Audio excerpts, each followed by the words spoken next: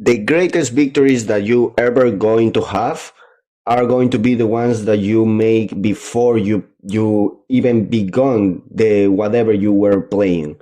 Yu-Gi-Oh! Live, any sports.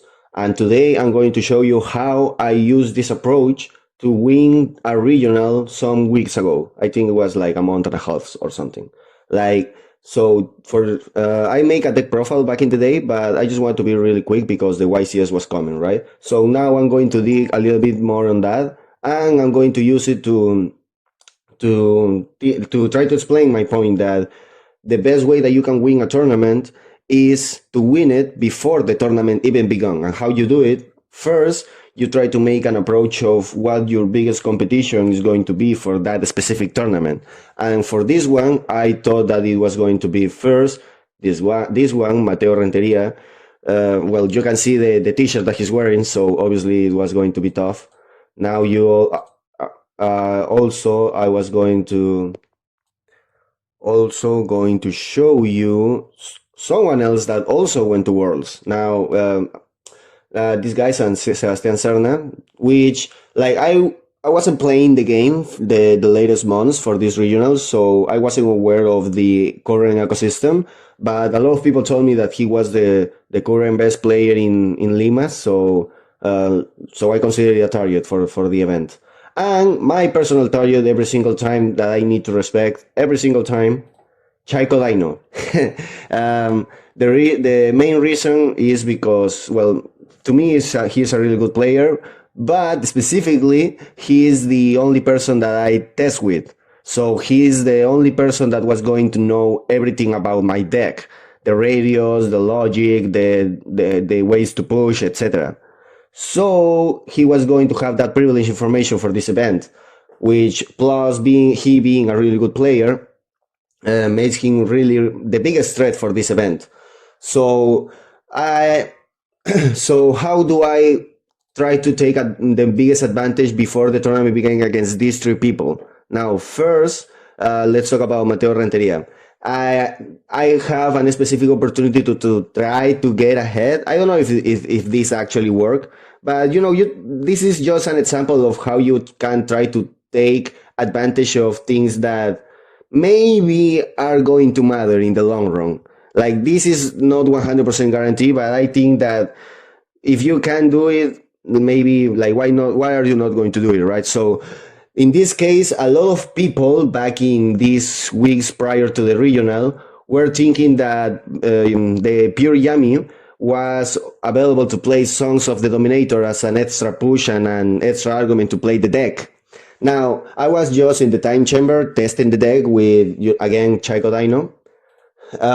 And I get to the conclusion that this card was really, really bad. So, at least for the ecosystem that we were thinking to play, because I was playing the Hantras approach, which wasn't very popular at this time. A lot of people were trying to play just Imperm, Purge, and Songs, board breakers, quick spells, things like that. So it was very reasonable for people to think that I was going to play the Sons of the Dominators too, because I wasn't sharing any information about my deck. I wasn't sharing whenever I was going to play locals, I wasn't giving my deck to anybody. Like I wasn't explaining anything to anybody. The only person that knew anything about my deck was this guy. So, and therefore, a lot of people thought or assumed that I was playing the Sons of the Dominators. And the reason I think that works was first, even though I wasn't going to play it, I used one in my side deck to try to every once in a while to show it at locals, just so people can assume that I was playing more of them. When in reality, I already took it out of my deck. I was just putting one to try to deceive people in the way of the tournament. Because again, I was just making that in locals, and I was just saying anything, explaining anything, just trying to play with the mind of people, making them think their own thoughts.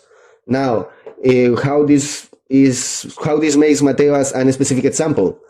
He was selling the Sons of the Dominator. So even though I know that there was another person selling them at a cheaper price, I thought that there was a chance that Mateo, just knowing that he sold these songs to me, he was going to assume, and he wasn't even going to think about the possibility of me not playing the card.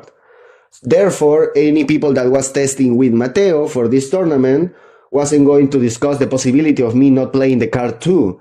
And therefore, they weren't going to think about my actual tech card for the tournament, Book of Moon, which I'm going to explain that later. But you need to respect this card every single time, because again, you need to respect history in every single sport to actually try to be the best at it.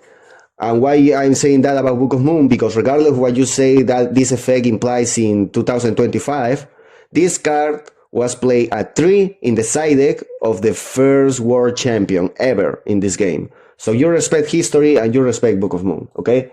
Now, nobody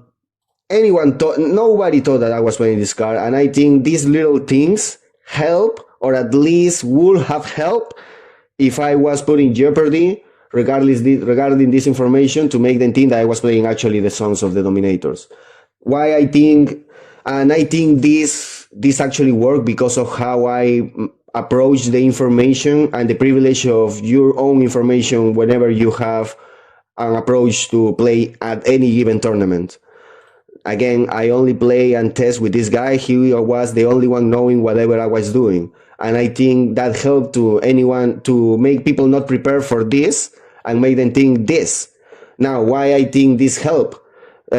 Because of these little things that add them up. And now my next example is going to be this with Sebastian Serna, because I play against him at the locals before the regionals. Now, I was thinking, well, I can try to just push everything and try to win this match and try to go to, and get first at locals or whatever, right? But what I trying to make him think and take advantage of these locals, because again, I was told that he was the current best player in the country, or well, in NIM at least. So I was thinking that, well, if I win all my rounds, he is going to win all his rounds too. So at any given point, I'm going to face him. Therefore, I need to prepare for him, right? So when we were playing at these locals, I discovered and confirmed that he was playing pure Yami. So not only pure Yami, but the board breaking version, the ones that play Sons of the Dominators, the Regekis, the Droplets, the blah blah blah. So I tried to take advantage of this and try to play with his mind a little bit. So we were 1-1, and I was deciding to who was going first at the third single. And then I think, okay, if I make him go first here, because it was a debate at that point if at the mirror match in Pure Yami, it was convenient to go first or second after the side deck. So I was already make up my mind. I was going to go first, but not everyone make up their mind yet at that point, nor everyone assumed that the other people already make their minds yet, right? And a lot of people were going with the actual approach of going second. So I was trying to make him believe that that was going to be my approach too. So they can, to play with his side day raters and etc., right? Because, for example, if I make him believe that I'm going to send him first, whenever I'm going to decide the side deck in a possible match in the regional, maybe he's not going to side the Happy Feather Duster or the Lightning Storm, right? Maybe. So you may have an advantage in that. And it was very funny because we actually face each other at the regional. And if we were put in that actually scenario when we were again 1-1 and I was deciding. So I decided to go first this time because when we faced at the local, I decided to go second. and thanks to that, and thanks to my one of my favorite cards, Book of Moon, I actually won the match, and I went digging further in the regional, right? And he actually told me that he wasn't sure if I was going to make him go first or second, so he tried to use his side deck the best that he could with those possible scenarios, right? And maybe, I'm not sure, but maybe that makes him not put so much back removal that allow my Book of Moon to resolve and allow me to get further advantage, right? So again, these little things I think adds up if you try to make your advantage against it. And remember, the Book of Moon is also a card that can deal with this little card that you see right here that Chaiko Dino was playing because he understood the Yami matchup really well. And he, as you can see, played a clean Rizal Mitsurugi. He didn't play lazy cards like a Star Rizal, that piece of crap. Like, actually, this card is so bad. Oh my god. And another really bad card, the Night Sword Serpent. He was playing clean 40, 17 one-card starters, 17 hand traps. Well, 6 bricks because he's still Mitsurugi, right? But it's still a really, really clean 40 if you think about it. And I was really afraid of him. And I was really afraid of the Contact C. So the Book of Moon also deals with that because now now that I explained this too, going with the possible scenario of facing him, the Book of Moon is not also a direct counter to the Contact C because you can just set the Contact C whenever it's summoned. Because remember, Book of Moon can set any monster on the field, not only your opponents, which is something that you need to clarify in today's world because a lot of Yu-Gi-Oh cards in today's world are made to say your opponents with blah blah blah blah blah, right? But this card was printed in 2003, as you can see. So now not only works against the Contact C, the specific side that he prepared against my deck, but it also works as a floodgate because, for example, I can set the Duo Drive, I can set the Yami monster. I can even set the Yokul, the Kenai Yokul, or the Mad Love, or the Vanquish, or whatever, right? So the Book of Moon, the way that I interpreted for this deck was to be a floodgate, which is why I even decided, as you can see here, to just play 2 Solemn Judgment because at this moment was a 3. I decided to play 2 Solemn Judgment to prioritize the 3 Book of Moon because yes, Solemn Judgment is a better floodgate than Book of Moon when you approach Book of Moon as a floodgate, but Book of Moon can interact with cards like Contact C, which Solemn Judgment can't. And you rather have your engine going than relying on floodgates or what people like to call the auto win cards, which is something that I don't like, and I think it's going just to make you worse at Yu-Gi-Oh whenever you have that approach. So as you can see, this Book of Moon, which I didn't explain back in the day, was a very really thoughtful scenario that I just didn't decide to deal with cards like Contact C or to have it as a possible floodgate because I respect history or whatever.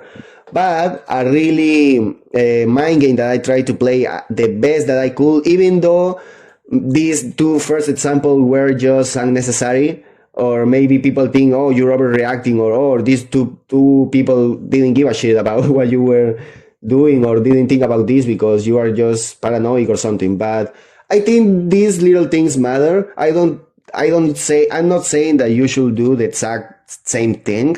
I'm just saying that the mind games and the way you prepare yourself for a tournament without sharing unnecessarily your deck and your combos or whatever, your information to other people is going to help you to actually win or at least to do better. As you can see, this Book of Moon wouldn't have worked as good as they work for me if he would have known that I was always going first in the mirror match, and therefore maybe he would have put whatever back row hate that he had, and therefore my Book of Moon would have been useless, and therefore maybe I was just losing that matchup.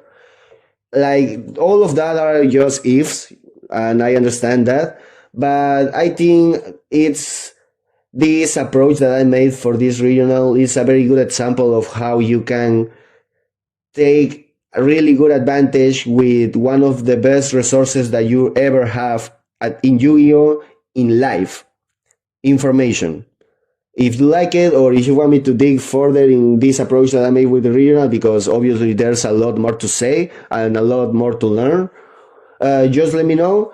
I'm going to keep posting videos every day, so whatever you want to make me do related Yu-Gi-Oh, just put a comment, put a like, share and subscribe if you like it, and I'll see you tomorrow. Bye bye.